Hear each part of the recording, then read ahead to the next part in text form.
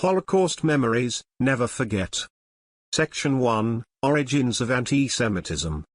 From antiquity until Hitler is named Chancellor of Germany, the 30th of January 1933. Part 3. Before digging deeper into the origins of 19th and early 20th century antisemitism, I'd like to take one more look back at conditions Jews faced in the centuries prior to that. Nearly all European Jews fared poorly during the Middle Ages and often found themselves subjected to increasingly restrictive treatment and discrimination. German Jews were beaten at will, had to wear special clothing, and were forced to live in ghettos.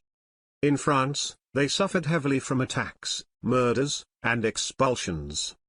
Following more than a century of violent anti-Semitic activities in England, all Jews were expelled in 1290.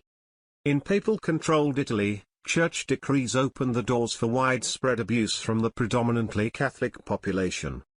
In Arab-controlled Spain, Jews were treated generally well, but this changed dramatically after Christians regained power.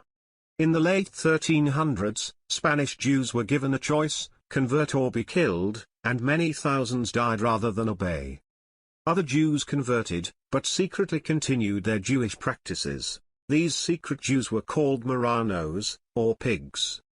Anti-Jewish laws in Spain increased, leading to even more violence. In 1482, Pope Sixtus IV appointed inquisitors to punish all Marranos, and a special court of inquisition was formed under Thomas de Torquemada, who took great pleasure in torturing and executing what he called filthy infidels. In 1492, King Ferdinand and Queen Isabella expelled over 200,000 Jews from Spain under penalty of death. Most Jews fled to Portugal, but religious fanatics in that country soon expelled their Jews as well. Looking further east, between 1772 and 1795, Poland was partitioned into three sections by Russia, Prussia, and the Austro-Hungarian Empire. Russia took the lion's share of land, and with it, added several million additional Jews to their population. Even before the three partitions, Russia's Jewish population had suffered far worse conditions than Jews in other European states, but their situation inside Russia deteriorated much further after the partitions began. Thanks to numerous social, religious, and economic reasons, including an onslaught of complaints from Russian merchants that Jews from the newly annexed lands were stealing business from them, Empress Catherine II created what has been called the Pale of Settlement. Inside the Pale, laws were established which further restricted Jews to certain occupations, areas in which they could live, how many Jews were allowed in Russian public schools, and banning all but a fraction of Jews from living in the cities. An additional source of distrust came from the various revolutionary groups which had been forming, many of which had Jewish members. The entire nation was in upheaval after Tsar Alexander II, one of the most progressive leaders in Russia in terms of lifting civil restrictions and giving more rights to serfs and other minorities, was assassinated in March 1881 by a group purported to have at least 3 Jewish leaders. Civil liberties were again severely limited and Jews found themselves being attacked in pogroms of varying intensity.